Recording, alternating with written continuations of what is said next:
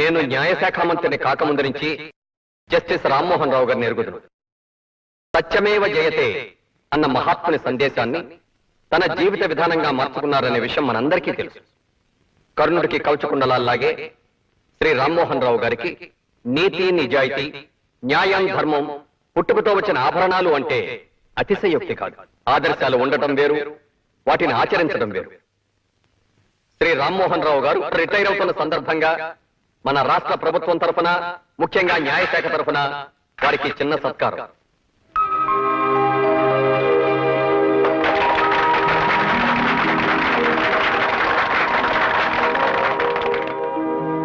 Thank you sir. సభకు నమస్కారం. న్యాయశాఖ మంత్రి గారికి కృతజ్ఞతలు.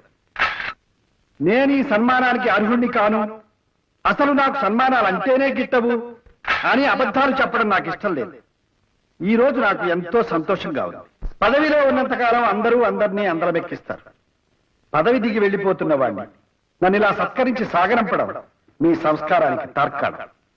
పోతే ఈ నా కర్తవ్య నిర్వహణ సాధ్యం చేసిన అనేక మందిలో మా కుటుంబ సభ్యులు కూడా ఉన్నారు. నేను ఎలాంటి నేనో తెలిసి నన్ను గౌరవించిన నా సహధర్మచారిణి పార్వతికి నేనెప్పుడూ రుణపడి ఉంటాను. ఇక మా పెద్దబ్బాయి Madhu, assistant commissioner of police, ముఖ్యంగా నా చిన్నప్పుడు నాకు చదువు చెప్పి నన్ను వ్యక్తిగా తీర్చిదిద్దిన మా మాస్టర్ గోపాలకృష్ణయ్య గారికి ఈ సభాముఖంగా నా కృతజ్ఞతలు చెప్పుకుంటున్నాను.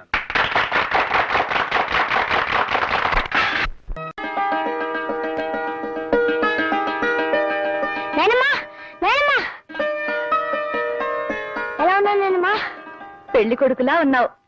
మీ ఆయనలేనా? నిజమేనమ్మా, మెళ్ళో దండేసినప్పుడు తాతయ్య కూడా పెళ్లి కొడుకులానే ఉన్నాడు. నువ్వు పెళ్లి కూతురులానే ఉన్నావునేనమ్మా. అత్తయ్య, సన్మానం ఎంత గొప్పగా జరిగిందో తెలుసా? మావయ్య గారు మీ గురించి ఎంత చక్కగా మాట్లాడారో తెలుసా? అందరూ మావయ్య గారిని పొగడ్డమే. అమ్మా, నువ్వు కూడా వచ్చుండాల్సింది. మీ నాన్నగారిని భోంచేయమని చెప్పు. దానికి చెప్తావమ్మా, ఇక్కడే ఉన్న రానికే చెప్పొచ్చుగా. అయినా ఏమిటమ్మా ఇది? నీకు నాన్నగారు మంచి చెడ్లు ముఖ్యం, కానీ నాన్నగారు కాదు. ఈ ఇంట్లో వంటలక్కవి, పని మనిషివి, అత్తగారివి, అమ్మవి, నాయనమ్మవి అన్నీ నువ్వే. కానీ ఆయనకి మాత్రం భార్య కాలేవా? జరిగిందేదో జరిగిపోయింది.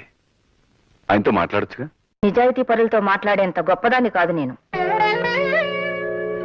నాన్నను ఏదో ఒకటి అంటేనే ఉండలేవమ్మా. మధు, దాన్ని మాట్లాడి కనీసం అలా అయినా మీ అమ్మ గొంతు వినొచ్చు.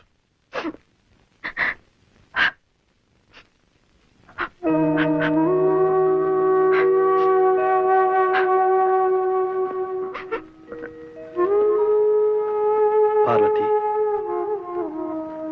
ఎన్నేళ్లు నాకింకా ఈ శిక్ష? ఇన్నాళ్ళు కోర్టుంది కాబట్టి జడ్జిగా కోర్టులో కాలక్షేపం చేశాను. ఇప్పుడు రిటైర్ అయిపోయాను. ఇప్పుడు కూడా నాకు నువ్వు, నీకు నేను తోడుగా ఉండకపోతే, ఒకరితో ఒకరు మనసు విప్పి మాట్లాడుకోకపోతే రోజులు ఎలా గడుస్తాయి చెప్పు? ఇలా మనిద్దరం ఒకే ఇంట్లో మగవాళ్ళలా బ్రతకడం కష్టం కదా పార్వతి?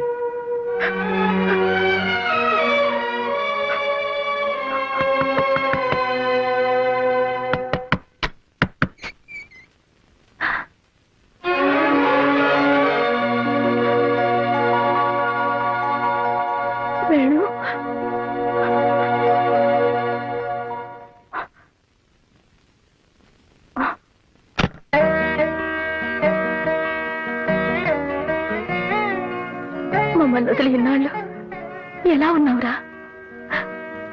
ఆ కళ్ళు చూడు, ఎలా పీక్కుపోయాయో.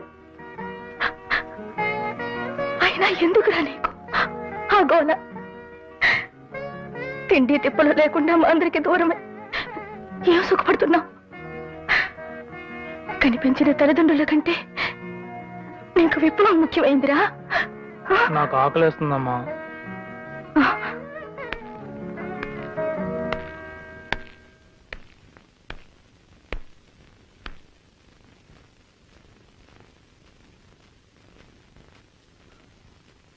వాడికి అన్నం పెట్టు, కూర్చో. నాకు తెలియక అడుగుతాను, ఎందుకురా ఆ అడవుల్లో దాక్కుని దొంగలా బ్రతకడం? నిజం దొంగలు ఈ సమాజాన్ని దొరలా దోచుకుంటున్నందుకు. అయితే వాళ్ళని ఇష్టం వచ్చినట్టుగా దోచుకోమని మీరు అడవుల్లోకి వెళ్ళిపోయారా? ఈ అజ్ఞాతవాసం మాని మీరే పోలీస్ ఆఫీసర్లై, మీరే కలెక్టర్లై, మీరే రాజకీయాల్లోకి వచ్చి మంత్రులై సమాజాన్ని బాగు చేయొచ్చు కదా. చూడు, ఇది ప్రజాస్వామ్యం. ప్రజల సానుభూతి లేనిదే మీరెంత పోట్లాడినా ప్రయోజనం లేదు. మాకు ప్రజాబలం ఉంది నాన్న, ప్రజలకు మా మీద నమ్మకం కూడా ఉంది. ప్రజలకు మీ మీద నమ్మకం ఉందనుకున్నప్పుడు ఎన్నికల్లో పోటీ చేసి గెలిచి మీరు అనుకున్నది సాధించవచ్చు కదా. రాక రాక ఇన్నేళ్ళ తర్వాత వాడి ఇంటికి వస్తే ఏమిటండి చేదస్తాం? వాడిని అన్నం తినవండి.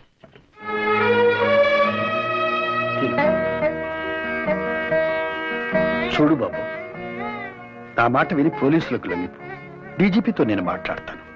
ప్రభుత్వం కూడా నేను క్షమిస్తుంది. రోజు పొద్దున్నే పేపర్ చూడాలంటే చాలా భయంగా ఉందిరా. ఏ ఎన్కౌంటర్లో ఏం జరుగుతుందోనని.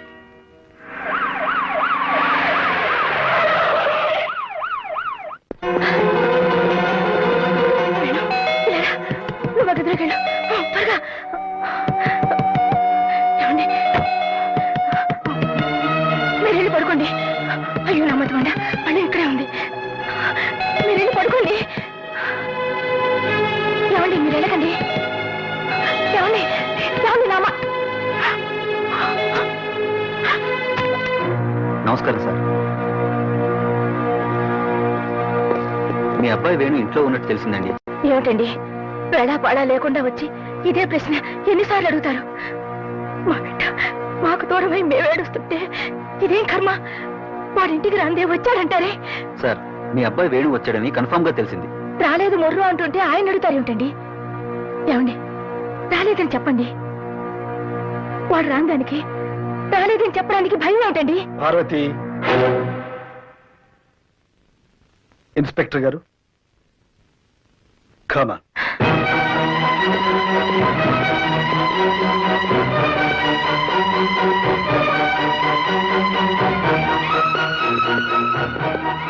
బాబు, నువ్వేం భయపడకు. ఇందాక నీకు చెప్పాగా, గవర్నమెంట్ నేను క్షమిస్తుంది. నా మాట విను. ఇన్స్పెక్టర్ గారు తీసుకువెళ్ళండి.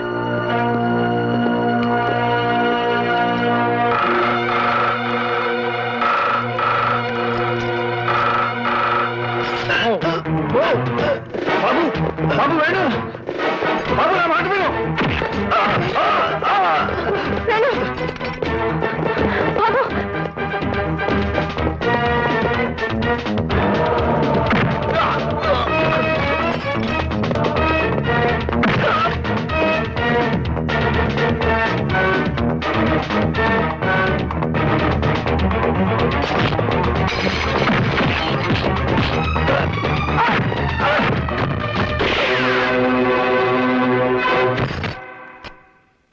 బాబు వేణు వేణు వేణు.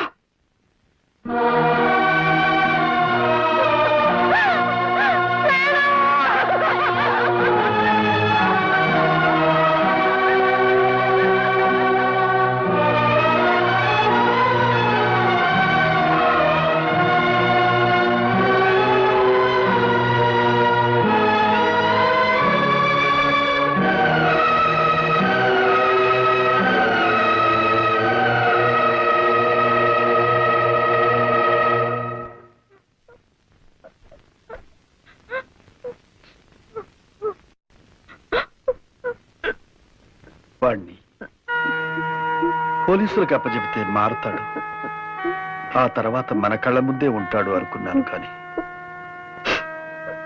ఇలా జరుగుతుందనుకోలేదు. మీరెందుకు అనుకుంటారండి?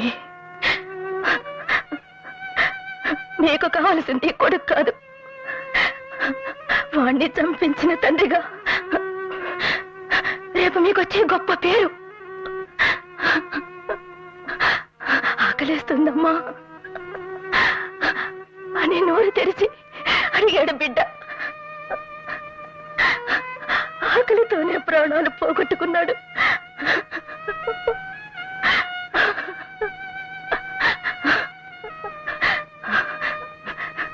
నిజానికి వాణ్ణి చంపింది పోలీసులు కాదు, మీరే. మీరే వాణ్ణి పోలీసుల తుపాకులకు బలిచ్చారు.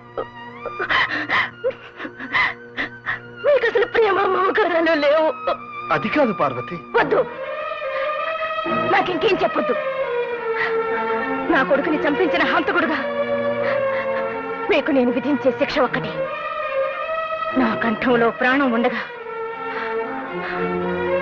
మళ్ళీ మీతో మాట్లాడ.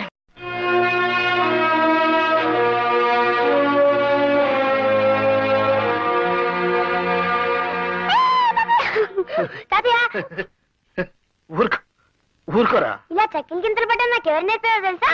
చిన్న బాబాయ్ అమ్మను నేర్పించినప్పుడల్లా చెక్కలు గింతలు పెట్టి నేర్పిస్తాడు. ఆయనే మా బాస్. ఏడి వాడు వచ్చాడా? అమ్మో ఇప్పుడే బాబాయ్ కూరలో ఎన్ని రాజకార్యాలు. అప్పుడు నేను స్కూటర్లో రోడ్డు మీద వస్తున్నానా, వెనక నుంచి పెద్ద విమానం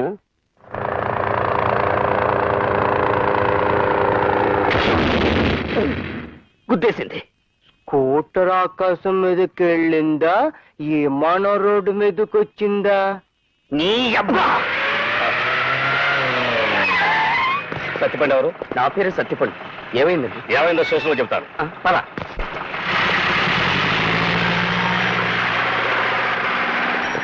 ఏమిట్రా ఏమైంది చెప్పు.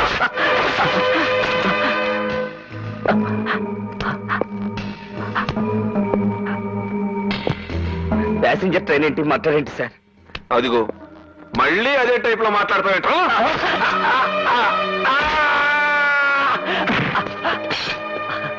నాకేం తెలియదు సార్. మళ్ళీ అదే టైప్ లో మాట్లాడతావేంట్రా? ఆంధ్రప్రదేశ్ లో అన్ని పోలీస్ స్టేషన్ లోనూ నీ పేరుంది. ఫేమస్ కిల్లర్ సత్తిపండివి నువ్వు కాదు. నా చెవిలో లాఠీ పెట్టాలని ట్రై చేయకు, పట్టదు. అసలే నేను అదో టైప్.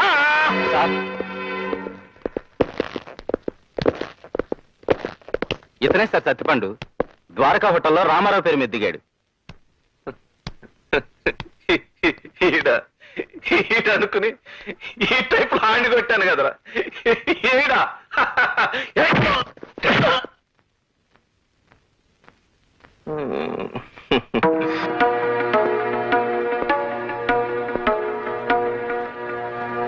పేరు మార్చుకోవయ్యా. డిపార్ట్మెంట్ కదా, ఏం చిన్న చిన్న మిస్టేక్లే జరుగుతుంటాయి. రావయ్యా.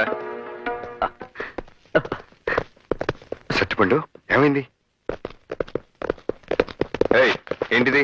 అదో టైప్ లో జరిగిపోయింది. సారీ చెప్పానుగా. చావగొట్టి సారీ చెప్తే సరిపోతుందా? తప్పదు, మా టైపే అంత. తంతేగాని నిజం రాబట్టలేం. ఒకే పేరున్న వాళ్ళు చాలా మంది ఉంటారు, తెలీదా నీకు? తెలీదు. పోనీ తెలుసు. అయితే ఏంటి?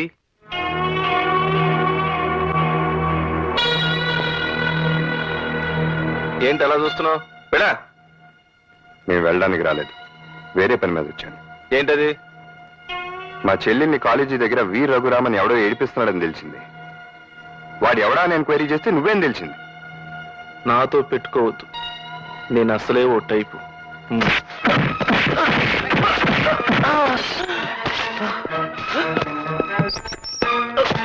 నీ టైప్ వాళ్ళు ఉండాల్సింది కుర్చీలో కాదు, లాకప్ లో. సారీ.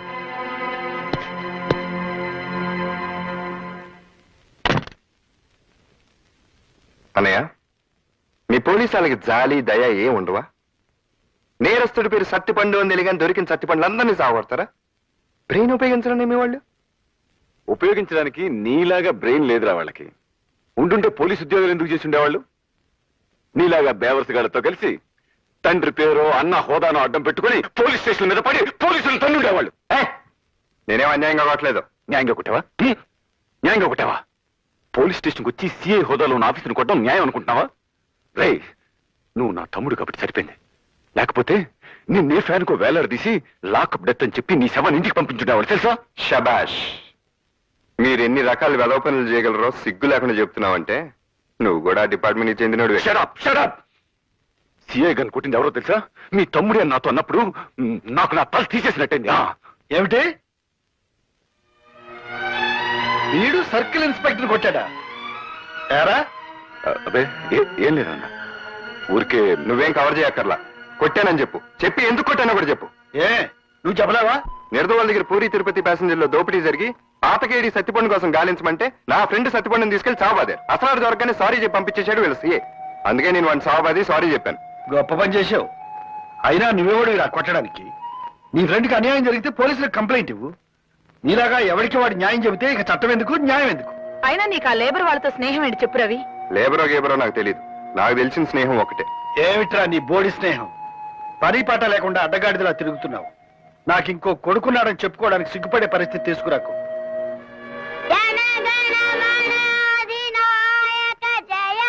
రేయ్, నువ్వు వెళ్ళు. తప్పు చేయని వాడిని ఎవరన్నా కొడితే వాడిని నన్ను కొట్టడం తప్పా తాతయ్య? కాదు తాతయ్య. మరి బాబాయ్ ఎందుకు కోపడతారు ఎందుకు? చాలా ఊరుక. Order order. వాదోపవాదాలు విన్న మీద జడ్జిమెంట్ ఇచ్చేస్తున్నాను. సత్తి పండును అన్యాయంగా కొట్టిన పోలీసును బాబాయ్ అలియాస్ మా బాస్ కొట్టడం రైట్. బాబాయ్ని అడ్డమైన గొడవల్లో తలదూర్చొద్దు అనడం తాతయ్య రైట్. రైట్. రేయ్, రేయ్, ఏం చేస్తావు? ఊరుకోరా. అమ్మా! నిన్ను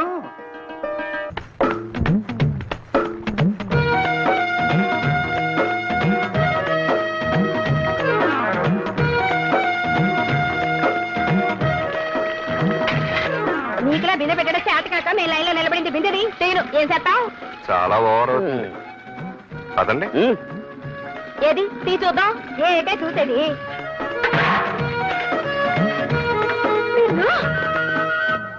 ఇంత ఓవర్ అయితే కష్టం.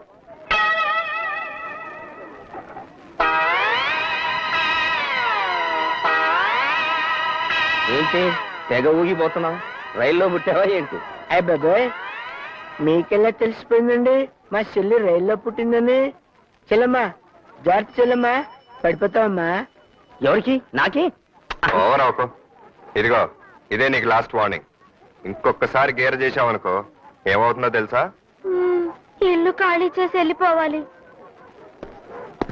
అయ్య బాబాయ్, ఎలా తెలిసిపోయింది చెల్లమ్మా నీకు మనం ఇల్లు ఖాళీ చేసి వెళ్ళిపోవాలని? ఊరుకో, తెగ పోజులు కొట్టేస్తున్నాడు. ఏయ్, మళ్ళీ ఓవర్ అవుతుంది.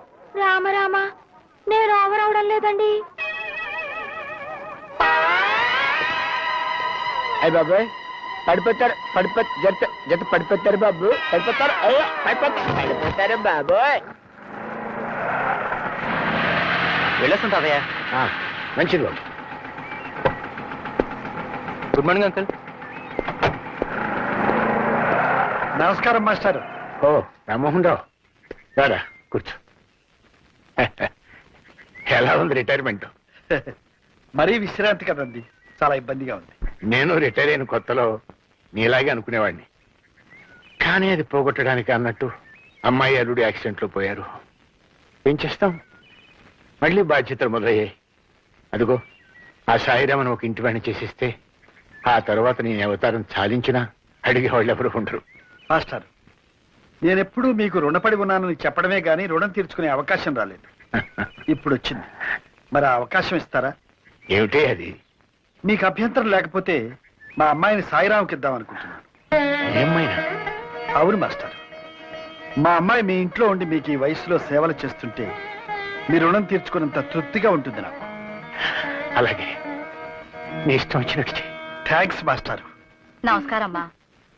నేను పని మానేశాక ఇంట్లో ఇబ్బందిగా ఉందని సిన్నమ్మగారు చెప్పారు. అందుకే ఈ పిల్లని తీసుకొచ్చాను. మా పేటలోనే ఉంటుంది. చాలా మంచి పిల్ల. దండబెట్టవే. చూడ్డానికి లక్షణంగానే ఉంది. నువ్వు అమ్మగారికి నచ్చావే? నాకు అమ్మగారు భలే నచ్చారు. అచ్చం పార్వతీదేవిలో ఉన్నారు. జీతం ఎంత కావాలి? ఊరుకోండమ్మా, మీ మొహం చూస్తే జీతమా బతమా ఏమీ లేకుండా ఉండాలనిపిస్తుంది బతుకంతా. బాగానే మాటలు నేర్చావు. పద లోపలికి. అమ్మగారు, కుడికాలు పెట్టాలా ఎడంకాలు పెట్టాలా? నువ్వేమీ కోడరికానికి రావడం లేదు, ఏదో ఒక కాలు పెట్టు. ఎందుకైనా మంచిది, కుడికాలే పెడతాను. నువ్వు వెళ్ళు. ఇదిగో 2 కిలోల బియ్యం, 1 కిలో మంచినూనె, 1/2 కిలో పెసరపప్పు అర్జెంటుగా కట్టు. అవతల ఎసరు మరిగిపోతుంది. ఏంటమ్మాయి, నువ్వేమైనా గవర్నర్ గారు కోడలువా, కలెక్టర్ గారు పెళ్ళానువా? ఎక్కడికి వచ్చినా వెనకొస్తావు, ఓ ముందుకెళ్ళిపోతావు. మేమంతా మడుసులం కావా? ఇదిగో వెనక ముందని ఆలోచిస్తా ఉంటే ఈ కొట్టుకాడే ముసల్దాన్ని అయిపోతాను. చేతనైన కాడికి పక్కోళ్ళని తోసుకునైనా ముందుకెళ్ళాలి, లేకపోతే ఈ లోకంలో బతకలేము. ఏంటమ్మా చిట్టి, ముందు వెనకనేదో పాఠాలు చెప్తున్నావేంటి?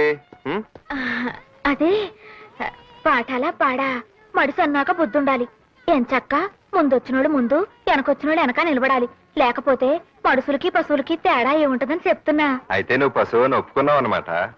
అమ్మా అమ్మా దా, పద. ఇంటికి తీసుకెళ్ళి గడ్డి పెట్ట. నడు. అమ్మా నడు. గుగ్గిలు కూడా పెట్టండి కదా ఇదిగో ఇదిగో నువ్వు ఇలా అందరూ నన్ను డబాయించడం ఏం బాగాలేదు. మర్యాదగా చెప్తున్నాను, నాతో అనవసరంగా పెట్టుకోకు. అది నీకు మంచిది కాదు. ఎందుకో నేను మామూలు రాణి అనుకుంటున్నావా? మహారాణిని. జడ్జి రామ్మోహన్ రావు గారింట్లో పని కుదిరాను. జడ్జి అంటే మామూలు జడ్జి అనుకున్నావా? రిటైర్డ్ జడ్జి తెలుసా?